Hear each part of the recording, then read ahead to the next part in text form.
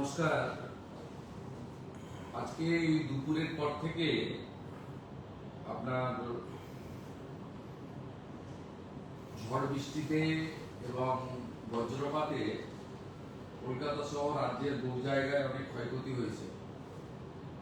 আমাদের Kolkata corporation, Bidhannagar corporation, এগুলোতে Kolkata police corporation এবং আমাদের যারা লোকজন আছেন তারা করছেন। মাননীয় মন্ত্রী অগ্নিমিত্রা পাল মহোদয় এটা মনিটরিং করছেন, অনেকটাই ক্লিয়ার হয়েছে।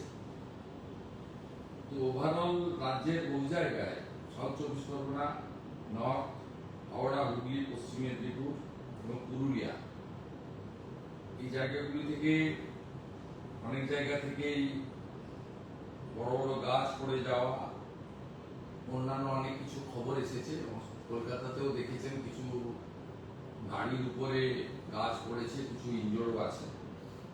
আমাদের এই ঝড়ে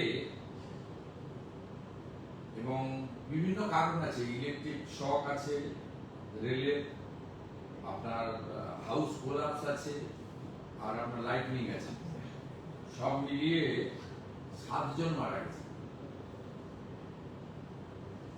7 জন মারা গেছেন। আমরা এখানে হোম সেক্রেটারি আছেন, ডিজাস্টার ম্যানেজমেন্টের সেক্রেটারি আমার সাথে আছেন, আমাদের মাননীয় মন্ত্রী আছেন।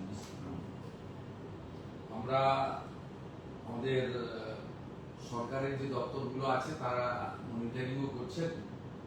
পুলিশকে বলা হয়েছে এবং জেলা শাসকদের বলা হয়েছে পোস্টমর্টম বা অন্যান্য যেগুলো করা। আমরা সরকারের পক্ষ থেকে এই 7টি পরিবারকে আবারও বলি, ক্ষতিপূরণ দিয়ে মৃত্যুর কোনো ক্ষতিপূরণ হয় না, সবাই জানেন।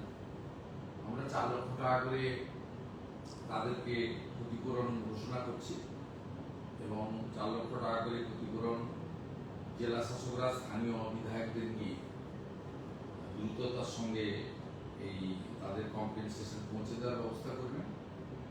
আর যারা আহত হয়েছেন তাদেরকেও আমরা কম্পেনসেশন দেবো, কিন্তু সেটা এখনই না বলে ওদের যাতে চিকিৎসাটা সরকারিভাবে আমরা দ্রুততার সঙ্গে করতে পারি সেটাও আমরা নির্দেশ দিয়েছি। এটাই আমাদের ছিল।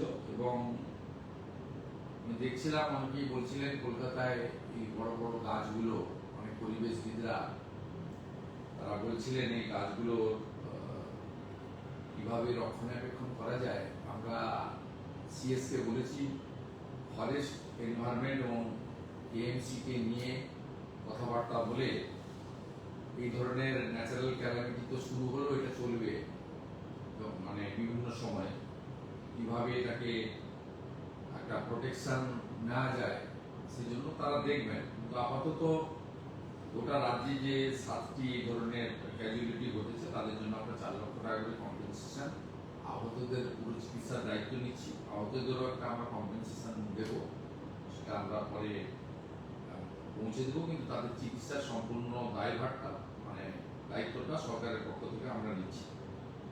আর বাকি তো রাস্তাঘাট ট্রাফিক ক্লিয়ার করার জন্য কলকাতা, হাওড়া এবং বিধাননগর পুলিশ লেগে রয়েছে। পৌর নগর উন্নয়ন মন্ত্রী অগ্নিমিত্রা পাল মহোদয় তিনি বিষয়টা মনিটরিং